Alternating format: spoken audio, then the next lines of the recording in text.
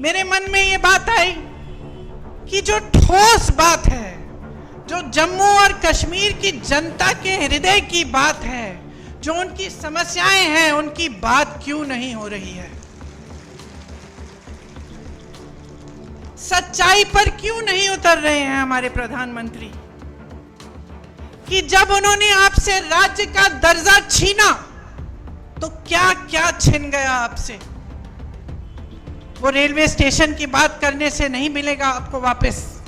वो ये कहने से कि मैंने जम्मू में आईफल टावर जैसा एक ब्रिज बनाया है, वो आपको वापस नहीं मिलेगा। वो आपका हक था और उस हक के जरिए आपको बहुत कुछ मिलता था। अपने जमीन पर हक, रोजगार पर हक, छोटे कारोबारों को मजबूत बनाने का हक, जो सारा आज आपसे छिन गया है। एक एलजी है जो पूरा अपने हिसाब से, अपनी मनमानी से राज कर रहे हैं।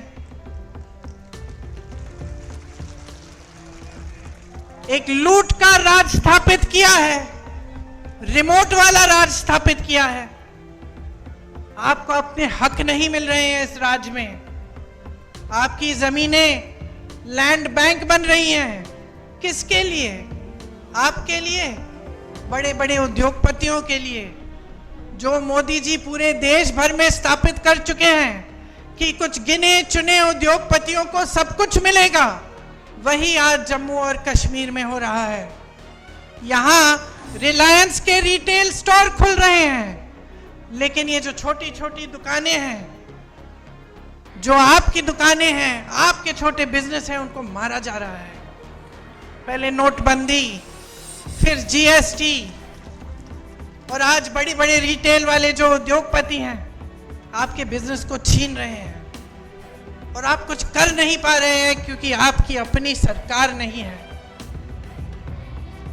नौकरियों का हक आपको मिलना चाहिए। यहां तमाम नौजवान खड़े हैं। मेरी बहनें मेहनत करके, परिश्रम करके बड़ा करती हूं। मैं 52 साल की हूं, मेरा बेटा 24 साल का है, मेरी बेटी 22 साल की है। क्या चाहते हैं हम अपने बच्चों के लिए? एक उज्जवल भविष्य चाहते हैं। कुछ बड़ी शान, शोहरत, पैसा, सत्ता नहीं। हम चाहते हैं कि खुश रहें, ईमानदारी से अपना काम करें और अपनी कमाई कर लें, अपने पैरों पे खड़े हो जाएं। ये आप भी चाहते हैं, इस मंच पे बैठे सारे नेता भी यही चाहते हैं। तो ये हक आपसे छीना क्यों जा रहा है? आज रोजगार के मामले में जम्मू और कश्मीर इतना पीछे क्यों पड़ गया है? इतनी बेरोजगारी क्यों है? आप परवरिश करते हैं अपने बच्चों की, मेहनत करते हैं, उनको पढ़ाते हैं, लिखाते हैं। बच्चा भर्ती का पेपर देता है, पेपर लीक हो जाता है, पेपर दे भी देता है, मार्क्स भी आ जाते हैं, भर्ती नहीं होती। घोटाले पे घोटाले होते हैं। ऐसे बच्चे हैं जो 27-28 साल के हो जाते हैं, 30 साल की उम्र के हो जाते हैं नौकरी की इंतजार में। उनको खुद नहीं पता होता कि जब हमने भर्ती का इम्तिहान दे दिया है, हम पास भी हो गए हैं, तो क्या हम इंतजार करें? हो सकता है 6 महीने में नौकरी मिल जाएगी, हो सकता है 2-3 महीनों में नौकरी मिल जाएगी। तो बेचारे इंतजार करते रहते हैं, सोचते हैं कहीं और लग जाएंगे तो ये भर्ती निकल जाएगी तो हम रह जाएंगे। और इस तरह करके साल पे साल गवा देते हैं, अपनी जवानी गवा देते हैं। बच्चों की शादी नहीं होती, जब रिश्ता लेके जाते हैं कहते हैं कि भाई नौकरी नहीं है, रिश्ते नहीं पक्के होते। तो इस तरह से कैसे आगे बढ़ेंगे हम? आपके एलजी बाहरी हैं, साफ तमाम जितनी भी पॉलिसियां, जितनी भी नीतियां बन रही हैं, बाहर वालों के लिए बन रही हैं। 450 मिनरल के जो ब्लॉक हैं, उनमें से 200 के ठेके बाहर के लोगों को दिए हैं। आपको रेत, आपकी रेत है, आपकी बजरी है, बाहर भेजी जा रही है, आपको खरीदनी पड़ती है अपने घर बनाने के लिए, तो उसका दाम महंगा होता है कि नहीं? आपको घर में छोटी सी छोटी मरम्मत करनी पड़ती है, आप घबराते हो कि कैसे करेंगे। कोई बीमार पड़ता है, घबराते हो, इलाज कैसे करवाएंगे? और यहां बाहर की सारी कंपनियां आकर सब कुछ लूट रही हैं। 10 मिनरल के ब्लॉक्स हैं, 26 रेत के खनन, सारे ठेके बाहर के इनके मित्रों को दिए गए हैं। बाहर की कंपनियों को ला कर आपके जितने भी छोटे कारोबार हैं उनको खत्म किया जा रहा है। ये तो मैं मंच पे खड़े होकर कह रही हूं, एहसास तो आपको है। अब त्योहार का महीना आने वाला है, एक तरफ घबराहट कि त्योहार के लिए हमें अपने घर को सजाना है, मेहमान आएंगे, खाना खिलाना है, सब कुछ करना है, कैसे करेंगे, महंगाई इतनी है। और दूसरी तरफ ऐसा एहसास होता है कि पता नहीं इस साल बिक्री होगी कि नहीं, धनतेरस आएगा, दिवाली आएगी, लोग खरीदेंगे कि नहीं, क्या हमारे कारोबार चल पाएंगे कि नहीं। ये आपकी असली समस्याएं हैं। इन समस्याओं से जूझ रहे हो आप। वहां केंद्र में मोदी जी, अडानी जी और अंबानी जी को बढ़ा रहे हैं, यहां आपके एलजी अपने मित्रों को आगे बढ़ा रहे हैं। माता वैष्णो जनरल स्टोर या रघुनाथ मार्केट के जो कारोबार हैं उनको बढ़ावा कौन दे रहा है? ये रिलायंस रिटेल हर जगह जो खुल रही है वो तो खूब तेजी से बढ़ रही है। आपके लिए ठोस काम क्या हो रहा है? जल जीवन मिशन का स्कैम होता है, एक दलित अधिकारी उस स्कैम को उभारता है। क्या होता है? उसको प्रताड़ित किया जाता है। मैंने ईमानदारी की बात की, सच्चाई की बात की, नेता से उम्मीद की बात की। यह उम्मीद होती है ना कि अगर कोई अधिकारी ईमानदारी से बता दे कि भाई ये स्कैम हो रहा है, करोड़ों लूटे जा रहे हैं, तो आप उसका संरक्षण करें, उस स्कैम की जांच करें। उल्टा उसे प्रताड़ित किया जाता है। क्या यही हमारी परंपरा बन गई है? क्या आज यही उम्मीद होनी चाहिए हमें अपने नेताओं से? आप सोचिए, आज भयंकर बेरोजगारी है। यहां जम्मू में 65% सरकारी पद खाली हैं। आप यहां बेरोजगार खड़े हो, नौजवान, हाथ उठाकर अगर मैं पूछूं कि किस किस को सरकारी नौकरी मिली है, आप सब बोलेंगे नहीं मिली है। अभी जो चुनाव खत्म हुआ उसमें हमने हम पूरे देश भर में घूमे, जहां जहां गए हमने पूछा भाई हाथ उठाओ, किस किस को रोजगार मिला है। एक हाथ नहीं उठता था। 10,000, 20,000, 50,000 की भीड़ में एक हाथ नहीं उठ रहा था। उल्टा क्या दिया जाता है आपको? नौजवानों को अग्निवीर जैसी स्कीम। ये हमारे जवान खड़े हैं, देश के लिए जीवन देने के लिए तैयार हैं। जब ये आते हैं हमारी सुरक्षा करने के लिए, जब सरहद पे खड़े होने जाते हैं तो मन में ये रखते हैं कि हम एक दिन शहीद हो सकते हैं इस धरती के लिए, और आप अग्निवीर लाते हैं कि बच्चा जाएगा, सरहद पे खड़ा होगा, सुरक्षा करेगा हमारे देश की, लेकिन शहीद हो जाएगा तो उसको कुछ नहीं मिलेगा, उसके माँ बाप को पेंशन तक नहीं मिलेगा। और इसके लिए हम सारे विपक्षी दल लड़ रहे हैं, बार बार इन मुद्दों को उठाते हैं, लेकिन इतना अहंकार है इस सरकार में, हमारे प्रधानमंत्री जी में, कि वो जानते हुए कि ये गलत स्कीम है, जानते हुए कि ये नौजवानों के लिए ठीक नहीं है, वो पीछे नहीं हटते। वो कहते नहीं है कि ठीक है, गलती हो गई, गलत स्कीम ले आए, हम इसको सुधार देते हैं।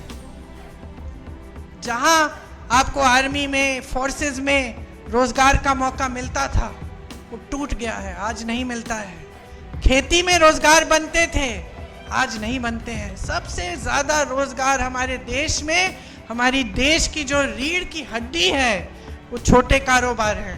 ये सारी दुकानें जो मुझे यहां से दिख रही हैं, आप रोजगार दिलवाते थे। ये छोटे छोटे बिजनेस जो अपना कुछ बना दिया, कानपुर में लेदर का बिजनेस था, आगरा में कोई और बिजनेस, मुरादाबाद में पीतल का बिजनेस, यहाँ जम्मू में और बिजनेस। सारे तमाम ऐसे बिजनेस बंद हो रहे हैं, तो रोजगार वहां से भी नहीं मिलेगा। तो कौन सी स्कीम है इनके पास रोजगार दिलवाने की?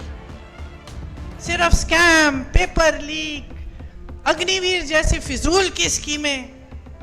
और ऊपर से क्या होता है, आप माताएं हैं, नौजवान बच्चे हैं, मैंने कहा मेरे भी नौजवान बच्चे हैं। जब बच्चे में ये नाउम्मीद हो जाती है कि मेरे भविष्य में कुछ नहीं है, मैं कमा नहीं पा रहा हूं, घर पे बैठा रहता है, तब ड्रग्स फैलते हैं।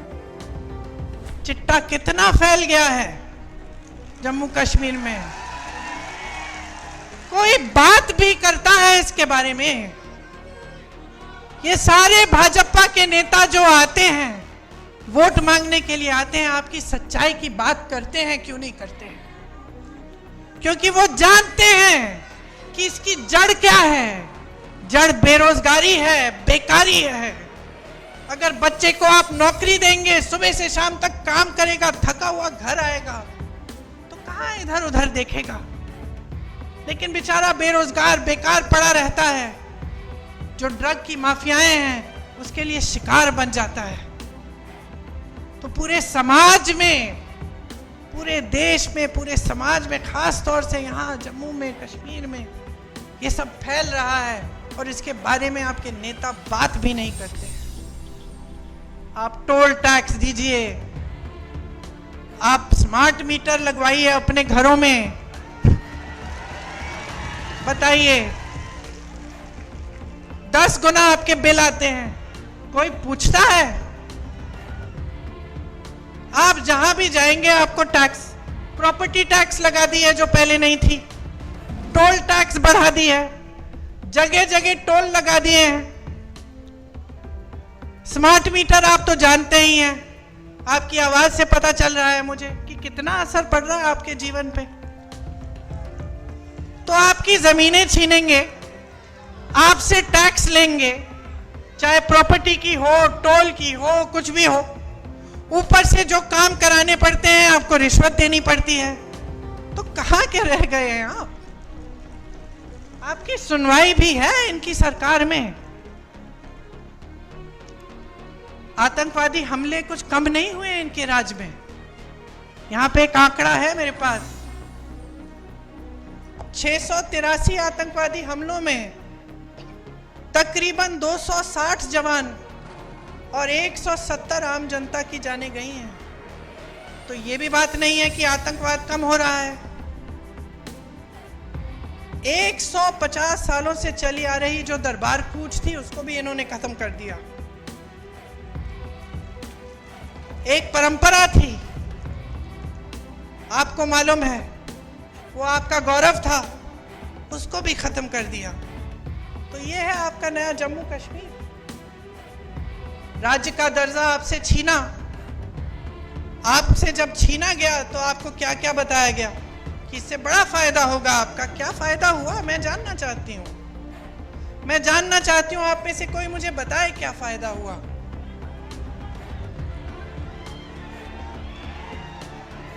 आपसे जो संविधान ने आपको जो सबसे बड़ा अधिकार दिया था, वोट का अधिकार, समानता का अधिकार,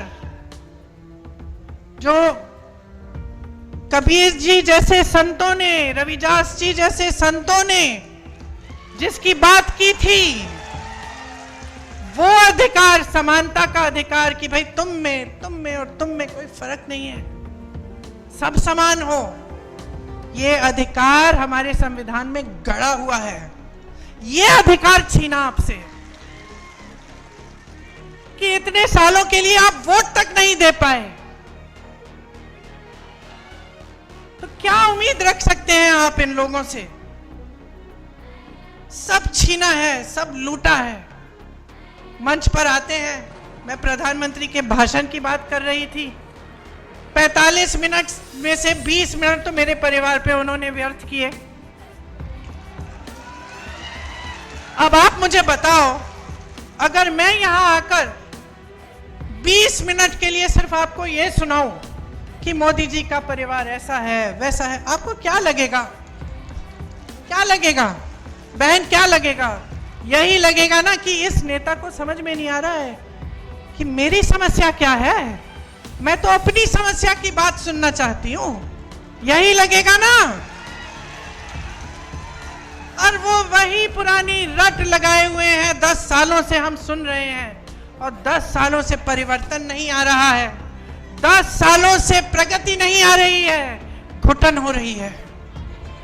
खास तौर से यहां जम्मू और कश्मीर में घुटन हो रही है, भविष्य नहीं दिख रहा है आपको। तो मैं आपसे क्या कहने आई हूं, पहचानिए, सच्चाई को पहचानिए।